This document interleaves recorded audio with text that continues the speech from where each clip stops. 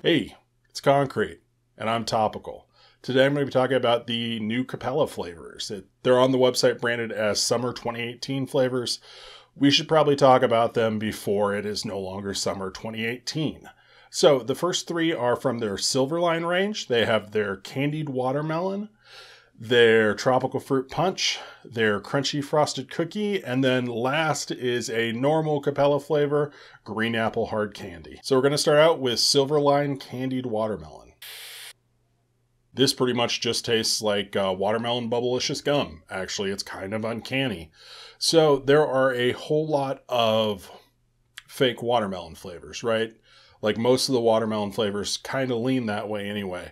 This definitely does. It's definitely an artificial watermelon, where a lot of the other watermelon flavors are more of like a watermelon Jolly Rancher or maybe like sour watermelon kind of flavor that you'd see in a gummy. I feel like this is maybe a little bit softer than that. It isn't that kind of like deep red hard candy sweetness. Beyond just that watermelon flavor being a little bit softer, this also differs substantially from some of the other candied watermelon takes in that there is a fairly heavy candy rind flavor. And when I think like candy rind flavor, vaping this, it tastes a whole lot like that specific bubblicious watermelon gum. That rind is still sweet, but it has almost a little bit of like a cucumber, almost sort of earthy note to it, but with a whole bunch of sugar behind it. And like the combination just takes me exactly to watermelon bubblicious gum. I think the texture kind of helps with that. So this isn't like a juicy or hard candy flavor. It's definitely a little bit drier. It may even read as a little bit powdery, and I think that kind of sells the bubblegum effect a little bit more. I do feel like this could definitely use some more texture. Most of the SilverLine stuff is fairly weak and thin, and so you kind of compensate by like dragging the percentage up to crazy amounts.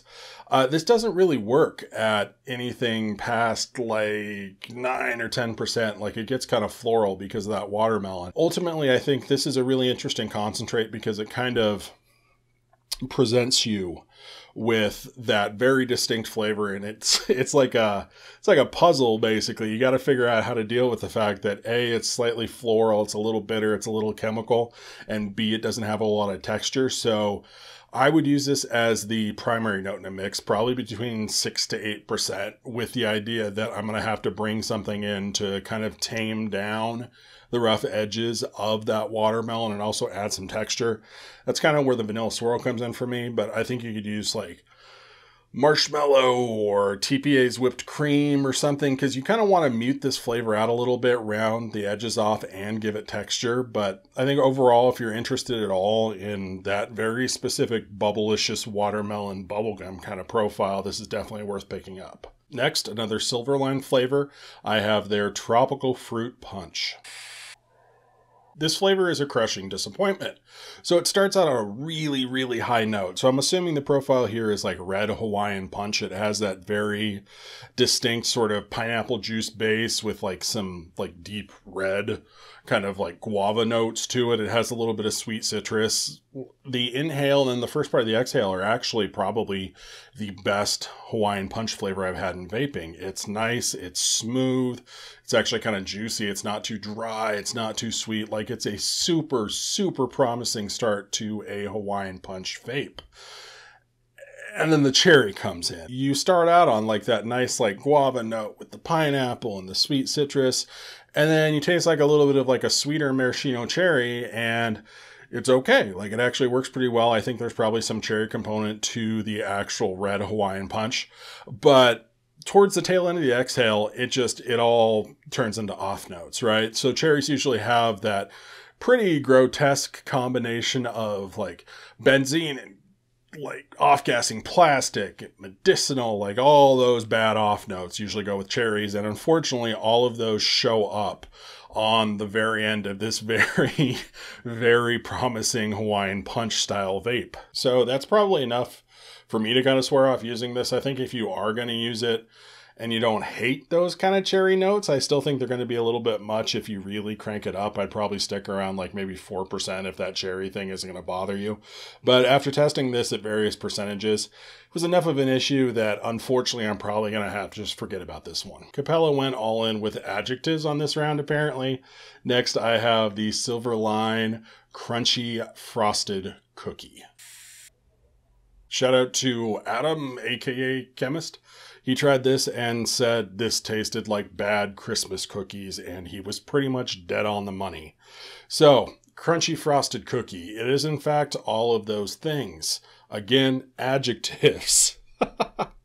The actual cookie here, it's not like a rich or soft or chewy kind of cookie flavor, but it also isn't like a harder, like crispy dark cookie like Flavor Arts cookie. Instead, it reminds me more of like the actual SilverLine biscuit flavor. It's a very dry, kind of crumbly sort of cookie flavor. There's nothing particularly weird here. I don't get the usual like blast of coconut I get with those biscuit flavors, but it does seem to have like maybe some bakery vanilla.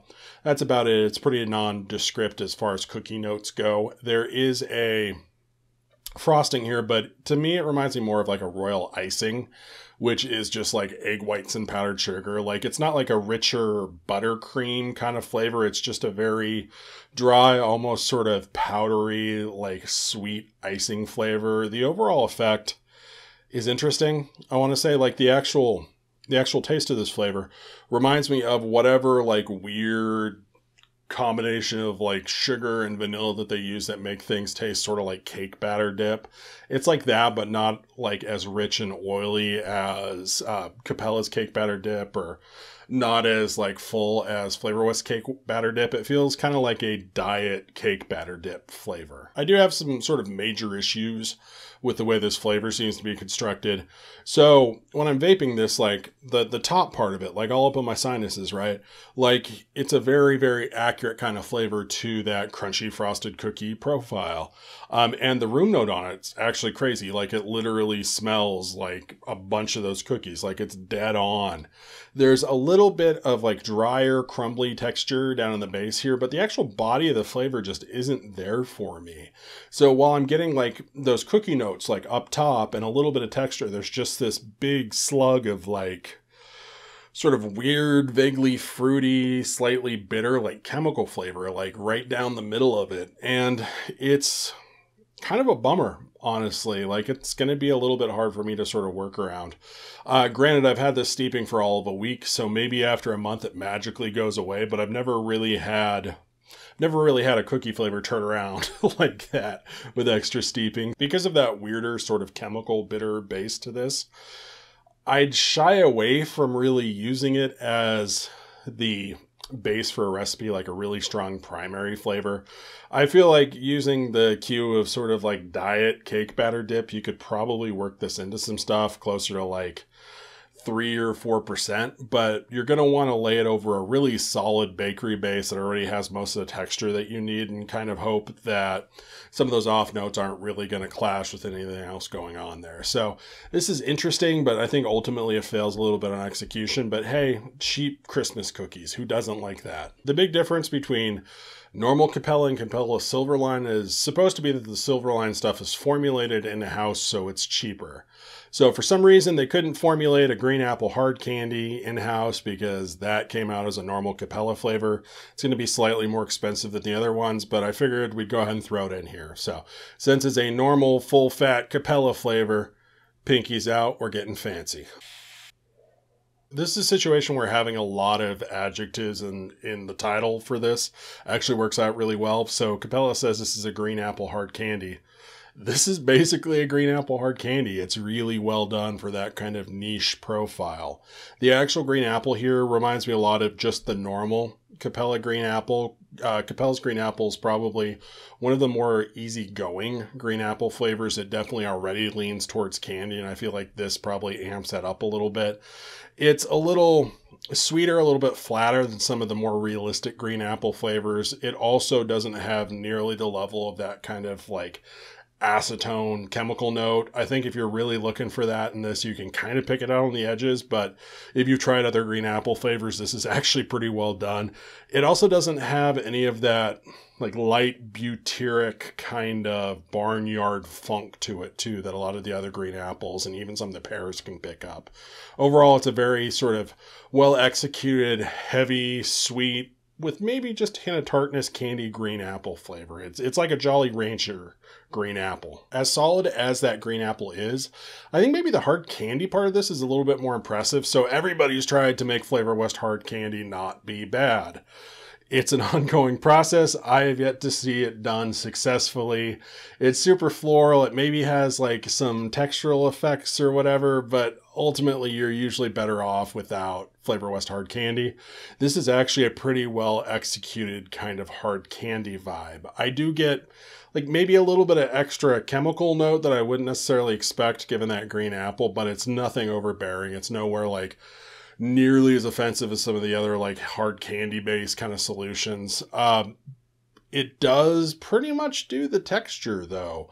So it has like a warmer, almost juicy texture to it. This, since I'm expecting it, it's actually done pretty well, and it's not like as offensive and slobbery as I find like Innoware's raspberry can get. But whatever they're doing for the actual hard candy of this seems like it's very well executed. It definitely sells the profile here. I feel like using it might be a little bit more difficult. Not that it's a bad flavor at all. In fact, I like it quite a bit, but it's going to be hard to sort of place it in a whole lot of different kinds of profiles. If you are going after that green apple hard candy, absolutely no doubt use this one. This one is very good. I'd use it between like 6 to 8%. Gives you a nice clear green apple hard candy base.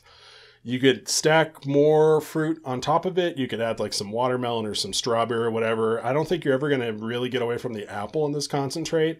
I think even at lower percentages, this is still based pretty 50-50 with the green apple and the hard candy, so you're not going to be able to use a green apple out of this by itself. You're probably not going to be able to use the hard candy out of this by itself unless you want some like apple notes to whatever you're working with. I've done some preliminary messing around mixing this concentrate with Flavours sour apple, and it feels like that's going to be a really good pairing. So if you are going more in like the gummy direction and not just the Jolly Rancher direction, I feel like you can actually work in some tartness that works well and get like a sour note that doesn't involve just adding a bunch of citric acid and absolutely destroying your mix.